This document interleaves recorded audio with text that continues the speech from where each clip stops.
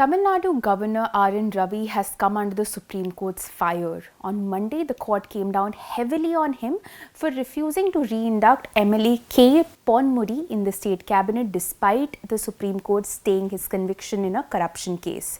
Chief Justice of India D.Y. Chandrachud was scathing in his criticism of the governor. He said, and I quote, "When a two-judge bench of the Supreme Court stays the conviction, the governor has no business to tell us that this does not wipe out the conviction and it is non-existent."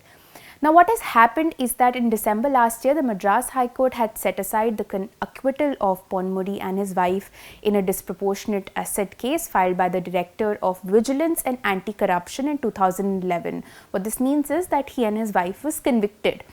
So, Ponmudi had incurred disqualification under the Representation of the People's Act 1951 and had to resign as a minister. However, last week the Supreme Court stayed his conviction, but when Chief Minister M.K. Stalin sought to re-include Ponmudi in the Council of Ministers, Governor Ravi wrote to him saying that since Ponmudi was held guilty by the Madras High Court for a serious offence amounting to moral turpitude relating to corruption, his re-induction in the Council of Ministers while he remains tainted of corruption would be against constitutional morality. The governor stated that the conviction has only been suspended and not set aside by the Supreme Court. The Tamil Nadu government then approached the Supreme Court. They wanted direction to the governor to accept the state chief minister's recommendation to re-induct Ponmudi as a minister there, and this isn't the first time that the elected government has had to approach the Supreme Court against the governor. In fact, the state government has now filed the application in an already pending petition which the Tamil Nadu government had filed when Ravi delayed his assent to some bills. Now, let me tell you about the law on this subject a little bit. Section 8 of the Representation of the People's Act 1951 provides for disqualification of a lawmaker for conviction in certain offences. It says that a person sentenced to imprisonment of 2 years or more shall be disqualified from the date of such conviction and remain disqualified for another 6 years after serving time. This is a long time.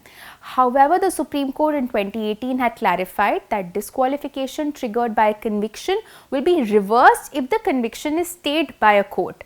This is what the court had observed, and you can see it on your screens right now. And this is why the Supreme Court was now furious when the governor refused to re-induct Ponmudi. It said, and I quote again, "We are seriously concerned about the conduct of the governor in this case," did not want to say it aloud. He is defying the Supreme Court of India. Those who have advised him have not advised him in accordance with the law, and the governor better be informed that when the Supreme Court stays the conviction, the law has to follow its course, unquote. Attorney General R. Venkatramani has now been given overnight time to come back and inform the court about the governor's decision.